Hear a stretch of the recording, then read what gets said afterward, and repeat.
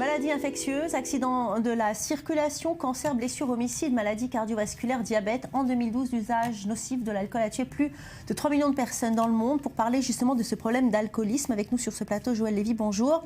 Vous êtes notre psychologue. Alors, quels sont les dangers de l'alcool, Joël ?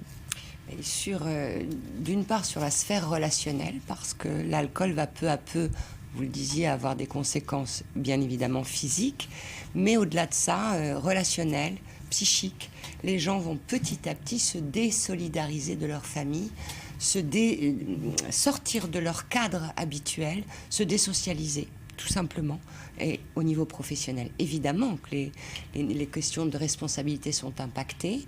Le rapport à l'alcool est tellement insidieux que la personne met extrêmement longtemps à vérifier qu'elle a un problème. Justement, alors la première chose qui va pousser cette personne à s'arrêter de boire, c'est quoi? C'est de se rendre compte de cette dépendance, la prise de conscience?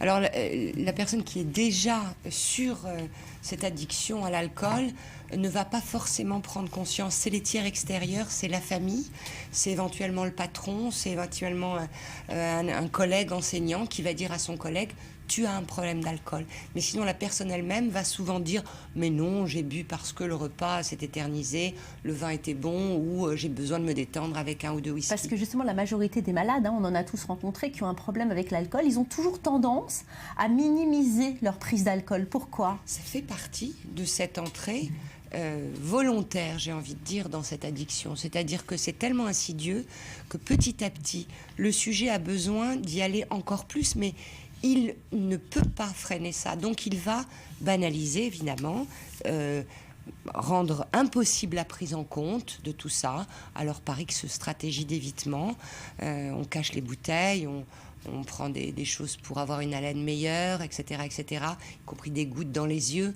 pour avoir l'œil plus vif.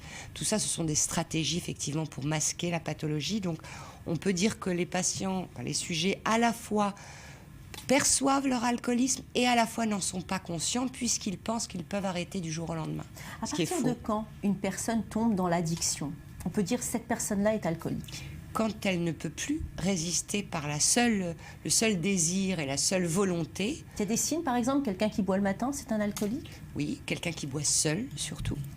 Et effectivement, la quantité vient dire des choses. Mais le facteur qui vient le plus nous indiquer l'addiction, c'est la solitude. Oui, parce que nos modes de vie ne facilitent rien. On parle beaucoup de cet alcoolisme mondain, par exemple. Qu'est-ce que c'est? Alors, ça fait partie de nos codes de convivialité. On prend un verre ensemble.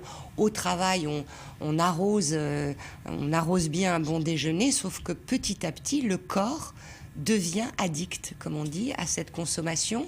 Et alors, petit à petit également, et c'est là où c'est un phénomène très insidieux, le sujet ne peut plus se passer de cette substance. Mais il ne peut pas s'en passer non plus psychiquement. Oui. C'est la grande complexité de l'alcoolisme. En tout cas, s'en sortir de l'alcool physiquement, c'est possible, mais il reste toujours une trace psychique de cet alcoolisme. Ça s'appelle l'appétence. Absolument, c'est une addiction psychique. Le sujet se construit autour également de tous ces codes qu'il met en place autour de l'alcool. Et c'est comme s'il ne sait plus vivre sans ces orientations, tous ces rituels qui sont mis autour de l'alcool, d'où la nécessité d'envoyer ces sujets dans des séjours de rupture avec une prise en charge médicale, psychologique et aussi sociale. Pour finir, Joël, les groupes de parole, on parle beaucoup par exemple de ces alcooliques anonymes, ça marche bien ça? Oui, c'est une forme de thérapie sans doute la plus efficace par rapport à l'appétence dont vous parliez, parce qu'elle permet aussi au sujet de ne plus être seul, d'une part, et d'autre part de se responsabiliser par rapport à cette pathologie, alors qu'il a tendance à banaliser. Merci.